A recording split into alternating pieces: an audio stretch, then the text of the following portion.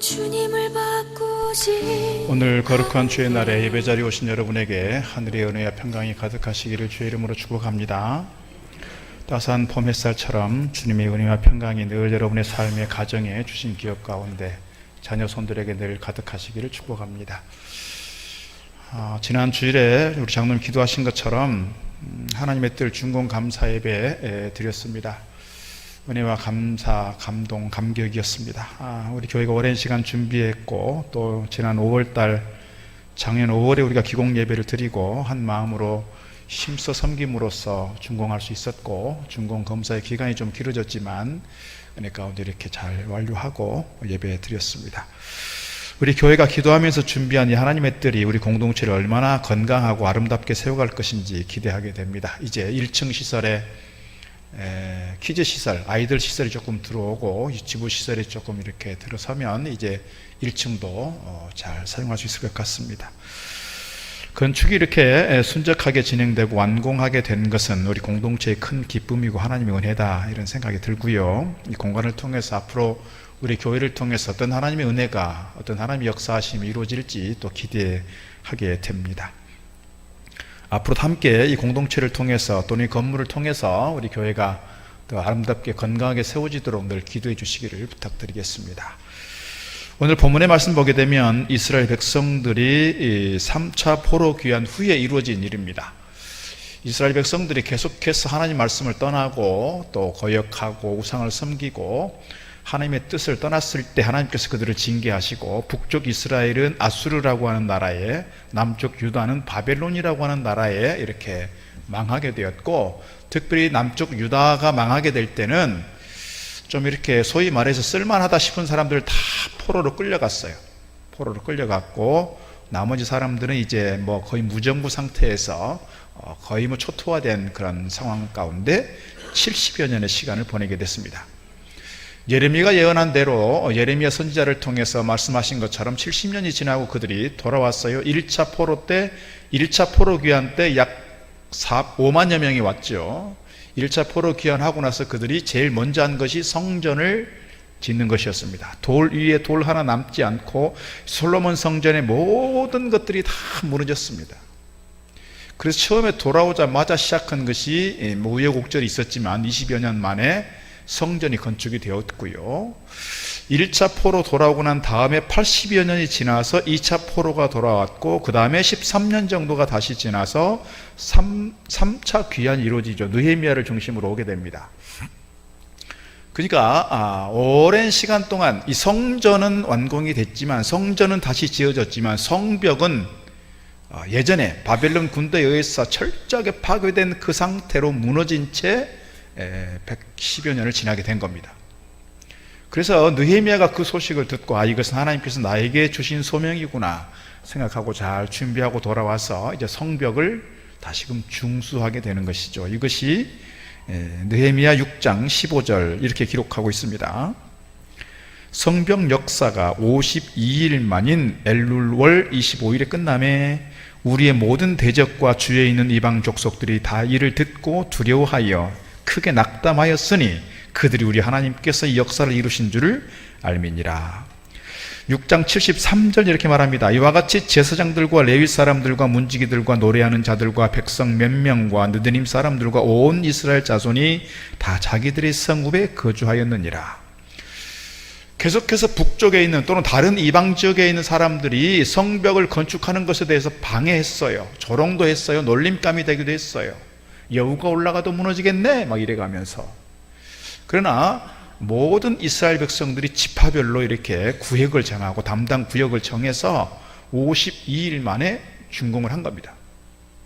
그리고 나서 이제 이스라엘 백성들이 좀 소위 말해서 다리 뻗고 잠잘 수 있는 상황이 된 거예요.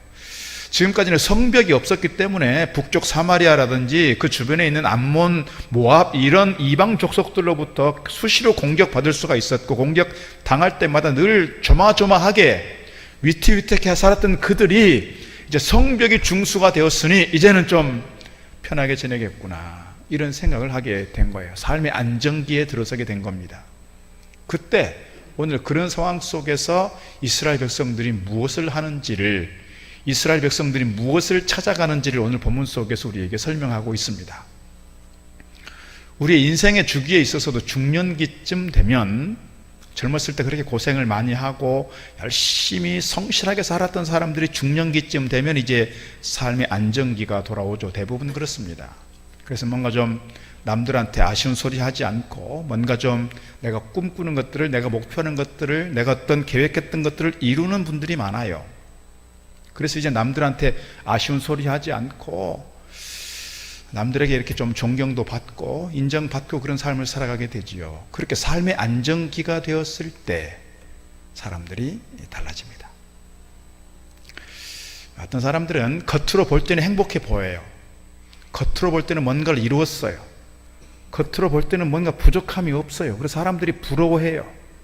근데 겉으로 볼 때는 그렇지만 문제는 뭐냐면 이 내면의 문제가 해결되지 않아서 아주 괴로운 사람들이 있습니다.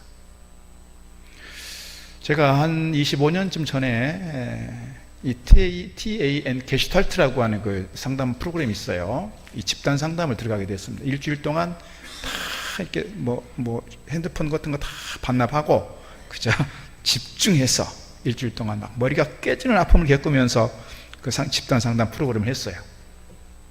그때 40대 중반쯤 된 한 분이 자기 얘기를 했습니다. 30여 명이 돌아가면서 이렇게 자기 얘기를 하고 그 얘기들을 풀어가면서 이제 상담 치유 프로그램을 해가는 건데, 이분이 40대 한 중반쯤 됐습니다. 어렸을 때 너무너무 고생을 많이 했는데 이제는 뭔가 안정이 됐어요. 가정도 꾸리고 아이들도 어느 정도 컸고 삶에 뭔가 좀 편안한 시대가 되었는데 늘 가슴에 남아있는 게 있어요. 응어리진 게 있어요. 상처 남은 게 있고 늘 트라우마가 있어서 그것 때문에 다른 사람들 만나는 것이 어렵고, 특별히 자기가 어렸을 때 경험했던 자기를 힘들게 했던 그런 사람하고 비슷한 이미지를 가진 사람들이 보면 막 가슴이 벌렁거리고 힘든 거예요. 어렸을 때의 상처가 치유되지 않은 겁니다.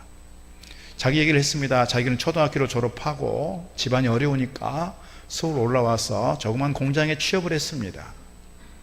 집이 어려우니까 자기 살 방을 따로 마련할 수가 없어서 회사 한쪽 기둥에 뭐 이렇게 직원들이 보통 옷도 벗고 잠깐 쉴 수 있는 그런 곳이 있고 그 옆에 이렇게 이제 누울 수 있는 곳이 있어요. 그래서 그곳에서 이렇게 한 겨울을 지나게 되는 겁니다. 너무 어린 나이에 취업을 했기 때문에 기술도 없어요. 그냥 잡일을 하는 거예요. 그러니까 사람들이 계속해서 그를 놀려먹고 이렇게 부려먹고 막 이렇게 무시하고 또 말 안 되면 때리고, 사장부터 비롯해서 선배 직원들이 다 그렇게 있습니다. 그런데 집안 형편이 어렵고 갈 데가 없으니까 그곳에 그냥 그렇게 머물러 있는 거예요. 한 겨울이 됐습니다. 뜨거운 물이 나오지 않아요. 난방도 제대로 되지 않아요. 제대로 씻을 수도 없고 난방이 제대로 되지 않으니 그저 이불 뒤집어 쓰고 자요. 어떻게 잘까요? 달마다 매일마다 눈물 흘리며 그렇게 자는 겁니다.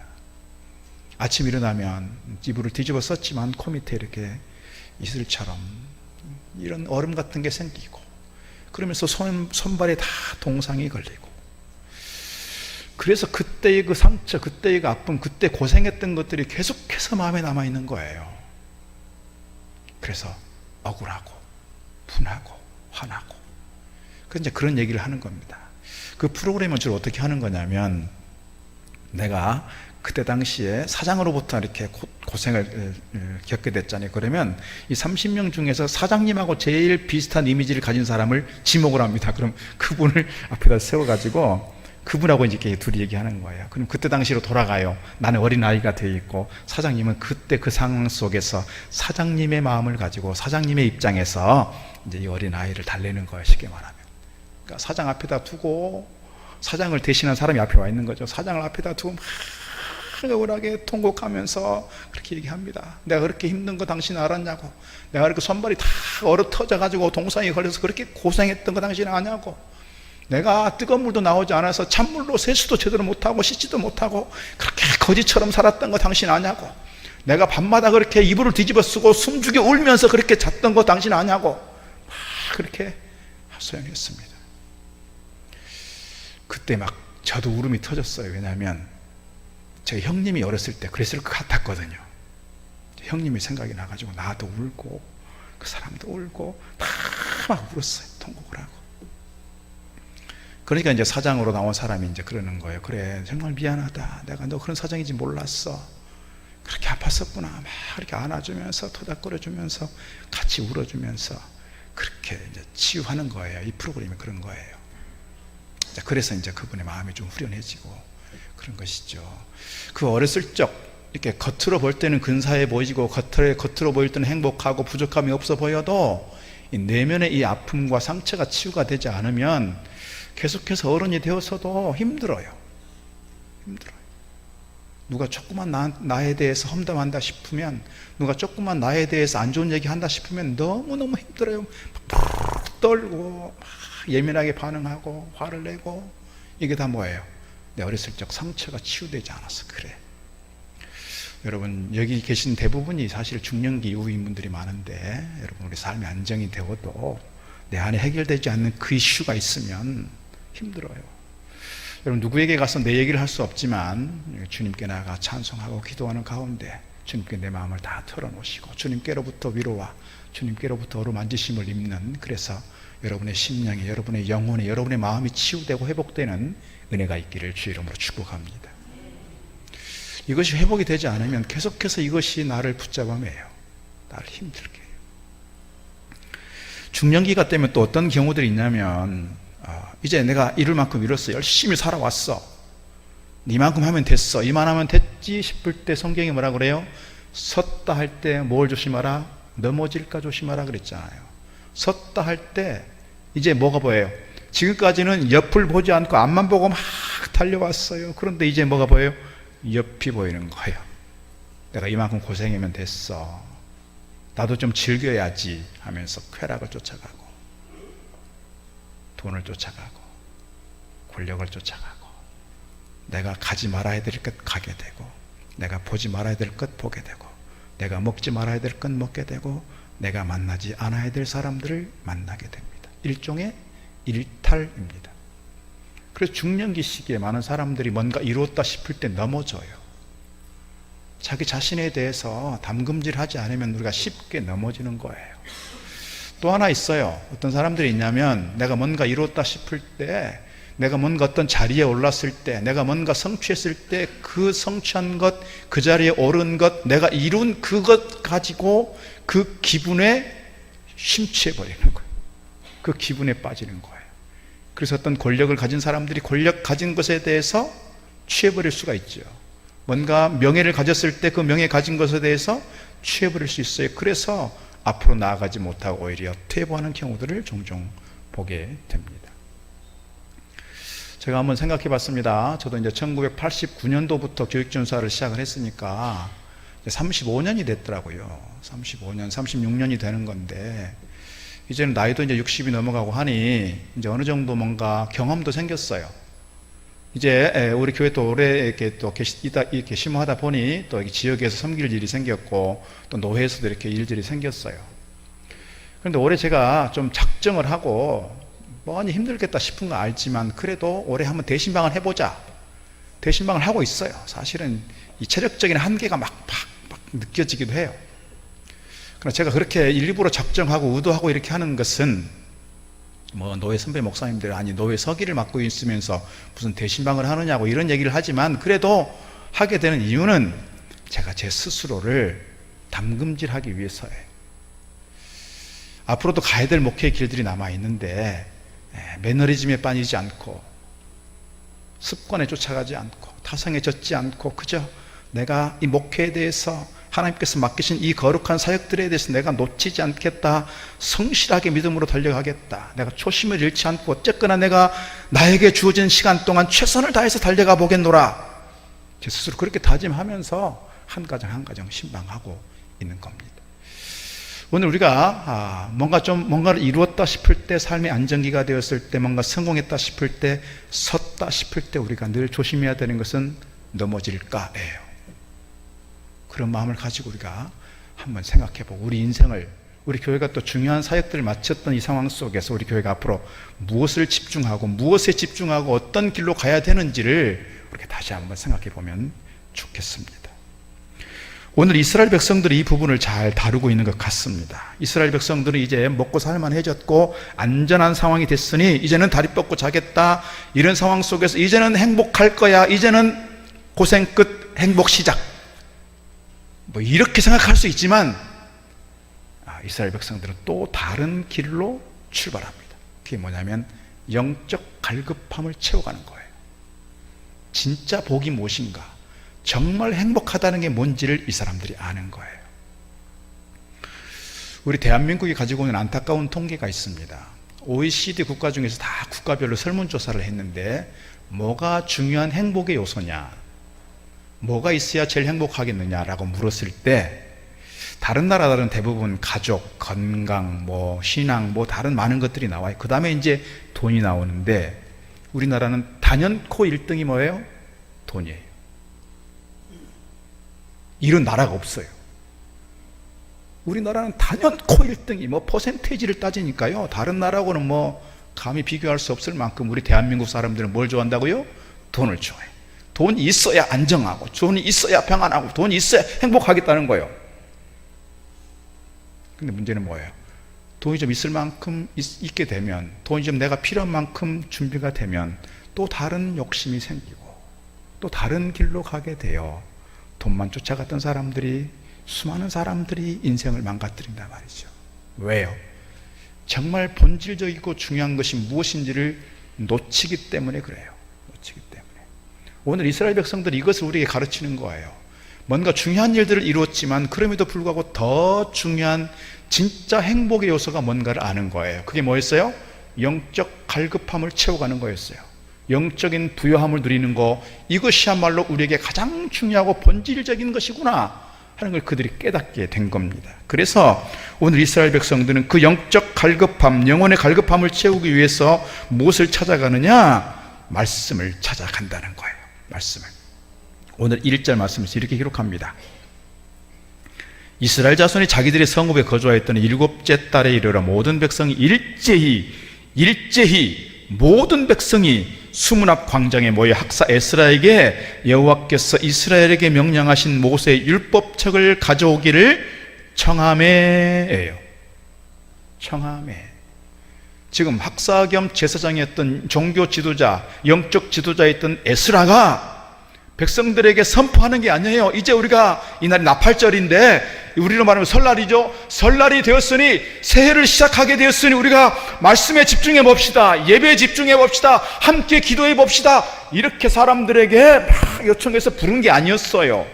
사람들이 자발적으로 일제히 모여서 종교 지도자인 에스라에게 우리에게 말씀을 좀 주십시오, 우리에게 좀 말씀을 좀 전해달라고요. 종교 지도자가 그들을 가르치고 그들을 향해서 권면한 것이 아니라 백성들이 일제히 일어나서 종교 지도자에게 우리에게 영적 갈급함을 좀 채워주십시오. 지금처럼 성경이 많지 않은 그 시대, 성경이 귀했던, 말씀이 귀했던 그 시대에 그들이 쉽게 성경 말씀을 대할 수 없으니 제사장 당신이 가지고 있는 성경 우리에게도 좀 읽어주십시오. 새해 첫날 시작하면서 이렇게 시작하는 거예요. 말씀으로 시작하는 거예요. 어쩌면 오늘 우리 이 일동 동북교회가 이제 하나님의 뜻을 건축하고 나서 이 정도면 됐어, 우리가 얼마나 행복해, 이렇게 멈춰 있는 것이 아니라 새로운 뭔가를 좀 찾아가자 이 말이죠. 우리 인생의 주기에 있어서 여러 가지 단계를 거치고 지금까지 고생 많이 했고 지금까지 많이 힘써서 성실하게 살아왔으니 내가 이제는 뭔가 됐어, 이만하면 됐지 싶을 때 우리에게 무엇이 중요한가를 가르치는 거예요. 오늘 이스라엘 백성들이 어떻게 보여지고 있는지를 몇 가지 살펴보려고 합니다. 이 백성들은 성공 후에 말씀을 사모하고 말씀 앞에 섰다는 것이죠. 첫 번째 그들이 무엇을 했느냐? 그들은 말씀을 뜨겁게 사모했다는 거예요. 말씀을 뜨겁게 사모했다. 앞서 말씀드린 것처럼 이 중요한 시기에 그들이 뭐 어떻게 생각하면 외부에 성을 쌓기도 하고 집을 멋있게 장만하기도 하고 삶의 물적인 기초를 잘 세워가는 것 중요하지만 그들에게 있어서 이 말씀이 우리 가운데 우리 심령 가운데 세워질 때 우리에게 진정한 행복이 오고 우리에게 참 복이 온다는 것을 알게 되는 것이죠. 그래서 2절 말씀에 이렇게 말합니다. 일곱째 달 추하루에 제사장 에스라가 율법책을 가지고 회중 앞 곧 남자나 여자나 알아들을 만한 모든 사람 앞에 이르러 수문 앞 광장에서 새벽부터 정오까지 6시부터 낮 12시까지 6시간 동안이나 남자나 여자나 알아들을 만한 모든 사람 앞에서 읽음에 뭇 백성이 그 율법책에 귀를 기울였다. 오늘 이스라엘 백성들이 그렇게 에스라에게 말씀을 좀 달라고 요청했던 그 배경에 뭐가 있어요? 하나님 말씀에 대한 사모하는 마음이 있었어요. 갈급해하는 마음이 있었어요. 하나님 말씀이 우리에게 들려질 때, 하나님 말씀이 우리에게 내려올 때 그 말씀 안에서 내가 영적인 부유함을 누리겠구나, 내 삶의 참 만족을 누리겠구나라고 그들은 그렇게 기억하고 그렇게 생각하고 말씀에 대하여 기다리고 있었습니다. 오늘 이 시대의 문제가 뭘까요? 예전처럼 말씀에 대한 열심, 말씀에 대한 사모함이 많이 희미해졌다는 거예요. 그래서 아모스 선지자를 통해서 이스라엘에게 이렇게 말씀합니다. 양식이 없어 주림이 아니며 물이 없어 가람이 아니요 여호와의 말씀을 듣지 못한 기갈이라. 하나님의 말씀이 들리지 않으니까, 하나님의 말씀이 나에게 없으니까 마음의 중심이 뻥 뚫린 것처럼, 구멍 뚫린 것처럼 허전합니다. 허전함을 메꾸기 위해서 뭐해요? 권력을 쫓아가고 돈을 쫓아가고 쾌락을 쫓아가고 활락을 쫓아가게 됩니다. 빈 가슴을 채우기 위해서. 중년기 때 겪는 가장 큰 심리적 위기는 공허감입니다. 내가 뭔가를 이룬 것 같은데, 내가 뭔가를 해놓은 것 같은데 가슴이 뻥 뚫려 있습니다. 이 공허함을 채우기 위해서 다른 것을 봐요. 눈이 한쪽으로 돌아가요. 그러다 보니 일탈하게 됩니다. 시편 119편 131절에서 말씀합니다. 내가 주의 계명을 사모함으로 입을 열고 헐떡였나이다. 우리가 인생의 중요한 시기에 하나님 말씀에 대하여 입을 열고 이렇게 갈급함으로 사모하는 마음으로 달려갈 때 주님께서 우리의 삶을 책임져 주시고 우리에게 더 큰 은혜로 채워 주시는 줄로 믿습니다. 두 번째, 오늘 이스라엘 백성들은 뭐 했느냐? 책을 펼 때에 모든 백성이 일어났다는 거예요. 일어났다. 5절 말씀, 에스라가 모든 백성 위에 서서 그들 목전에 책을 펴니 책을 펼 때에 모든 백성이 일어서니라 그랬어요. 책을 읽을 때가 아니고 언제요? 책을 펼 때. 책을 읽으려고 책을 폈는데 모든 백성들이 그것을 보고 일어섰다는 말이죠. 그래서 일부 교회는 우리가 성경 봉독하잖아요. 성경 봉독할 때 다 일어서서 성경 봉독해요. 일어서서. 왜? 하나님 말씀을 듣는데 우리가 앉아서 들을 수 없으니 일어서겠다, 그런 것이죠. 그런 의미가 있습니다. 여러분, 집안에 이렇게 식구들이 모여 있는데 집안에 큰 어르신이 집으로 들어옵니다. 그러면 어떻게 식구들이 다 일어섭니다. 일어서서 어르신에게 인사를 하고 어르신이 앉으면 그 다음에 앉습니다. 이게 뭐예요? 우리 문화고 우리의 예의입니다. 예의.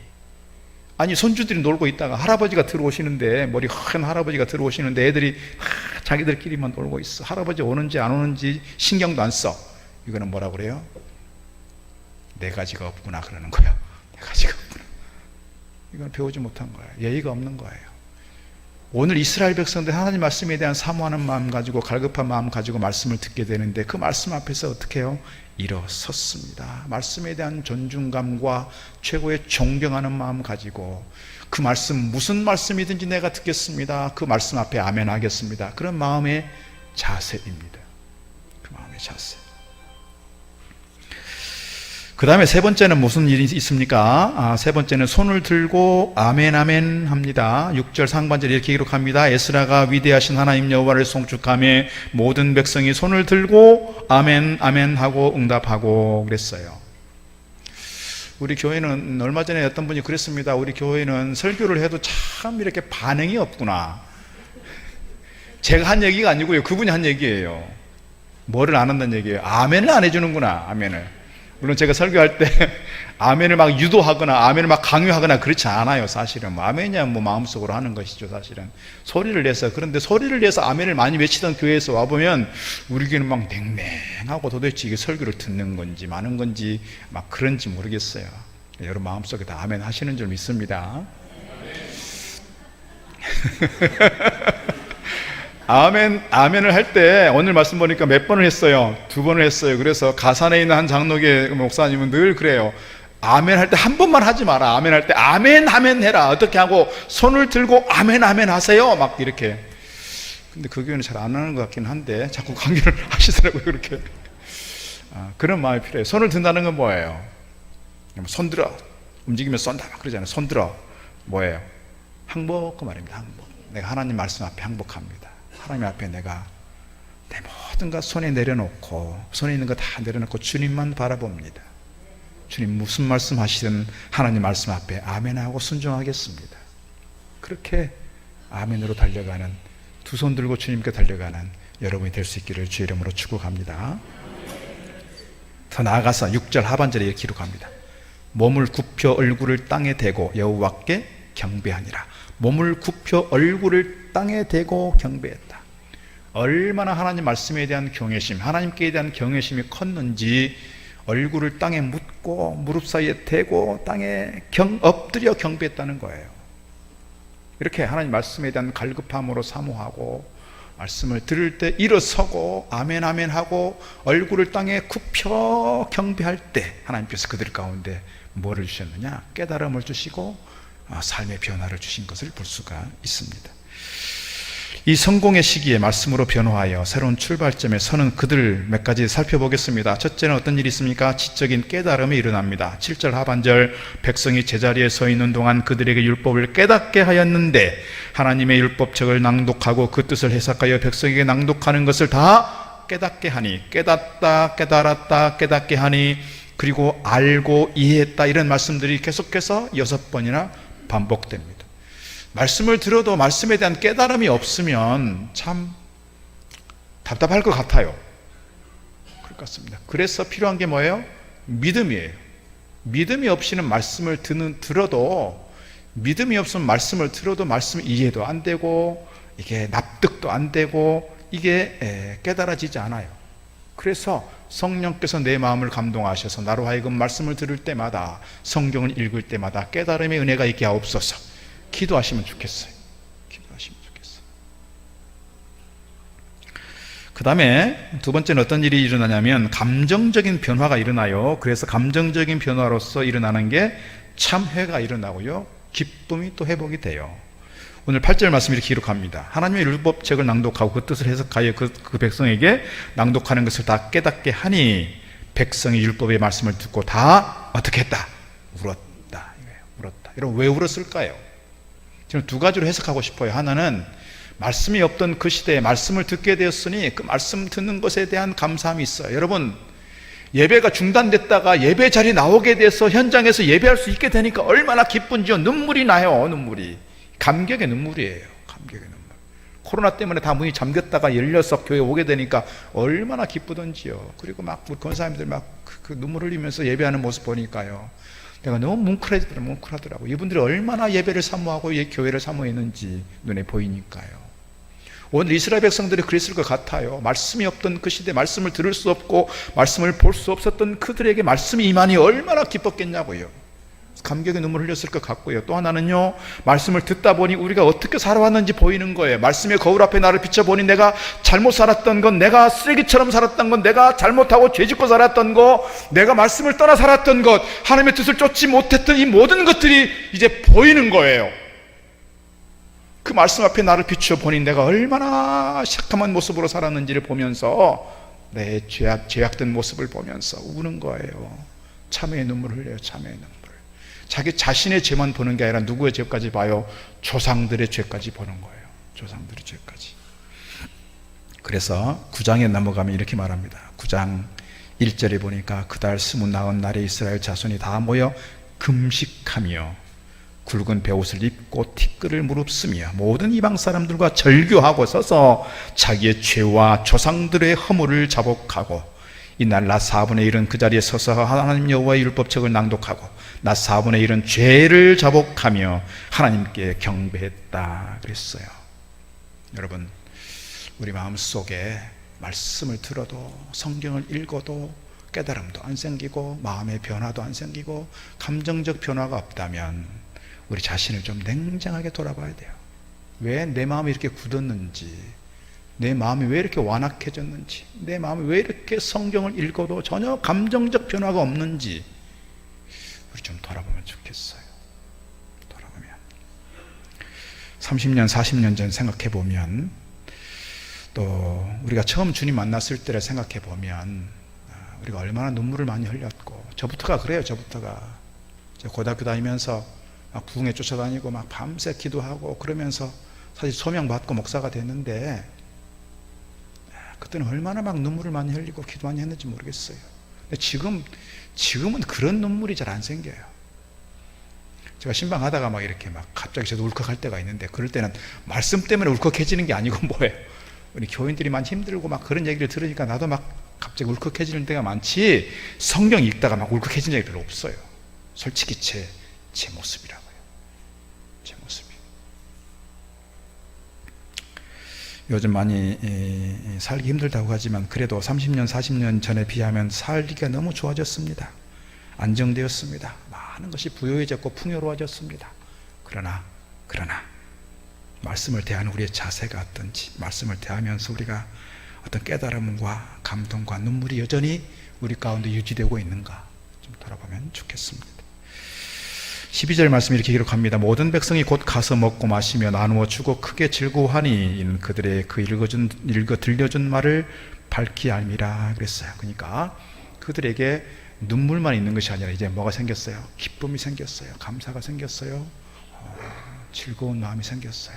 이런 말씀 속에서 깨달음이 생기고 그 말씀 앞에 나를 비추면서 회개하고 더 나아가서 주님께로부터 죄 사함을 받은 어떤 은혜를 경험하고, 그래서 우리의 삶에 늘 울고만 있는 것이 아니라 어떻게 기쁘게 살자 그 말입니다. 말씀 안에서 얻는 즐거움, 말씀 안에서 얻는 기쁨, 말씀 안에서 얻는 평안함, 이 가운데서 우리가 정말 신앙 안에서 누리는 평강이, 그리고 주 안에서 누리는 참 행복한 삶이 우리 가운데 누려지기를 주의 이름으로 축복합니다. 하나 더 말씀을 드리면, 말씀 앞에 순종하는 그들의 의지적 변화가 있습니다. 14절 이하에 보게 되면 그들이 뭐를 지키게 됐냐면 초막절을 지키게 된 거예요. 지금까지는 여호수아 이후의 시대 속에서 그들의 역사가 긴 세월 지나왔지만 초막절을 지키지 못했어요. 그래서 다시금 저들이 나뭇가지들을 갖다가 초막을 짓고 초막절을 일주일 동안 지키게 됩니다. 이것이 이제 16절 18절로 나오는 내용들이고요. 이방인들과 결혼하는 것을 금하게 되고요, 안식일을 성수하게 되고요, 11절을 제대로 드리게 되고요, 하나님 말씀을 들으면서 말씀대로 순종하고 말씀대로 그 말씀 앞에 실천하려고 애를 쓰는 그 모습들을 오늘 성경 이후에서 보여주고 있습니다. 이 성경을 읽을 때 감정으로만 그쳐버리면 이게 미완성이 되는 거예요. 성경 말씀을 들으면서 내 깨달음이 생기고 감정적인 어떤 변화가 생기고, 그 다음에 내 삶의 의지적인 영역에서의 변화가 이어질 때 말씀을 통한 변화다라고 말씀드릴 수가 있는 거예요. 내가 지금까지 이렇게 살아왔지만 말씀을 듣고 보니 내가 이 삶이 잘못되었구나 깨달아지면 그것에 대해서 잘못을 회개하고 이제는 다시는 그 일을 하지 않겠습니다. 건강한 길을 가겠습니다. 말씀 따라 가겠습니다. 주의 진리의 길을 가겠습니다. 그렇게 가야 그것이 건강한 신앙입니다. 이렇게 말씀드릴 수가 있겠습니다. 오늘 한 사람 소개하고 마치려고 합니다. 오늘 수문앞 광장에서 말씀을 들었다고 그랬는데, 이 수문앞 광장이 어떻게 보면 미국에서 보통 말했던 그 워터게이트입니다. 워터게이트. 1974년에 이 워터게이트 사건이 미국에서 있었습니다. 한 대통령이, 그때 당시 닉슨 대통령인데요, 닉슨 대통령의 상대방 당, 자기를 계속해서 공격하고 자기를 반대하고 있었던 상대방 당 회의실에 도청장치를 설치했습니다. 이것이 발각이 됐습니다. 그래서 닉슨 대통령이 중간에 쉽게 말하면 탄핵이 된 거예요. 하야했어요. 그때 그것을 이제 재판하는 과정에서 보좌관이었던 찰스 콜슨이라고 하는 이분이 이제 같이 연루가 됐어요. 그래서 이제 주변의 변호사들이 그랬답니다. 이분한테, 아니 다른 사람들한테 책임 전가하고 니는 잘못 없다고 얘기해라. 그러면 빠져나올 수 있어. 그래서 찰스 콜슨이 거절했습니다. 내가 잘못한 거 다 자백하고 그렇게 교도소에서 생활하게 된 것이죠. 교도소에서 생활하면서 그가 성경책을 읽게 됐습니다. 미국의 문화가 성경책이 많이 널려 있는 사회지만 그 교도소에서 그 갇힌 공간에서 뭔가 좀 자기가 집중할 수 있는 상황이 생기는 거잖아요. 성경책을 읽다가 성경책 속에서, 말씀 속에서 주님을 만나게 되었고 예수를 믿게 되었어요. 말씀을 읽다가 그 말씀 속에서 주님을 만나게 된 거예요. 여러분, 말씀을 읽다가 말씀 안에서 날마다 주님을 만나는 은혜가 있기를 바랍니다. 깨달음이 생겨나고 그 말씀 안에서 여러분의 삶이 달라지면 좋겠어요. 이분이 그 말씀 안에서 은혜를 입고 교도소를 다니면서 복음을 전하게 됐습니다. 인생이 달라졌습니다. 지금까지는 자기 야망을 쫓아왔어요. 세상 말로 성공을 쫓아왔어요. 사람들이 인정할 만큼 백악관에서 이제는 중요한 위치에 있었어요. 그런데 뭔가 하나 틀어지고 나서 인생에 새로운 깨달음이 생긴 겁니다. 내가 지금까지는 내 욕심을 쫓아왔고 내 야망을 쫓아왔구나. 내가 이제는 그러나 내 인생의 본질이 무엇인지를 깨닫게 되었고 내가 가야 될 길이 무엇인지를 알게 되었으니 내가 이제는 이 길을 가겠다. 그래서 그가 출소하고 나서 교도소 선교회를 만들었어요. 그리고 황경직 목사님께서 수상하셨던 기독교의 노벨상이라고 불려지는 템플턴상을 수상하게 됐습니다. 그분이 쓴 책이 우리나라에 소개됐습니다. 사진 한번 보여주시면 백악관에서 감옥까지입니다. 물론 꽤 오래된 책이긴 합니다만 20년 된 책이죠. 중요한 것은 뭐냐면 말씀 안에서 내 삶이 달라지고 말씀 안에서 내 삶의 변화를 경험하고 말씀 안에서 내 인생이 새로운 출발점에 설 수 있다고 하는 거예요. 우리 교회가 하나님의 뜻을 건축을 했습니다. 이제는 뭔가 좀 좋은 시대가 열릴 거야, 그렇게 기분에 취해 있는 것이 아니라 새로운 말씀의 집중을 통하여 우리 교회가 영적 부흥을 새롭게 경험하면 좋겠습니다. 오늘 우리 한 사람 한 사람이 인생의 주기 속에서 내가 이제는 이 정도면 됐어, 이만하면 됐지, 이 상황 속에서 우리가 무엇에 집중해야 되겠느냐? 말씀에 집중하고 주님께 집중하고 영적 회복에 나아갈 때 오늘 우리의 인생이 달라질 줄로 믿습니다. 주님께서 귀하게 사용하시고 주님께서 아름답게 쓰시는 저 여러분 다 되기를 주의 이름으로 축복합니다. 기도하겠습니다. 사랑의 아버지 하나님, 감사합니다. 오늘 우리 교회가 건축을 하고 이 기분에 취하여 있는 것이 아니라 다시금 우리의 마음을 잡고 말씀 앞으로 나아가기를 원합니다. 우리 인생의 주기에서 이제 뭔가를 이루었다고, 이제 좀 살만하다고 이렇게 멈춰 있는 것이 아니라 지금이야말로 더욱 영적 부흥에 힘써야 할 때인 줄 압니다. 주님, 그래서 더욱더 말씀을 사모하고 말씀을 대할 때마다 깨달음이 생기고 내 마음이 열려서 감정적으로 뜨거워질 수 있도록 우리가 성령을 의지하고 달려갑니다. 주님 말씀에 순종하고 실천할 때에 오늘 우리의 삶에 놀라운 주님의 능력이, 주님의 은혜가 임하게 될 줄로 믿습니다. 이 중요한 시기에 말씀 앞에서 우리의 인생을, 우리의 삶을 아름답게 재점검하고 새롭게 출발하고 우리 인생에 더욱더 주님 안에서 누리는 영적 부유의 삶 살아가도록 인도하여 주옵소서. 예수님 이름으로 기도드리옵나이다. 아멘. 찬송가 546장 찬송하겠습니다.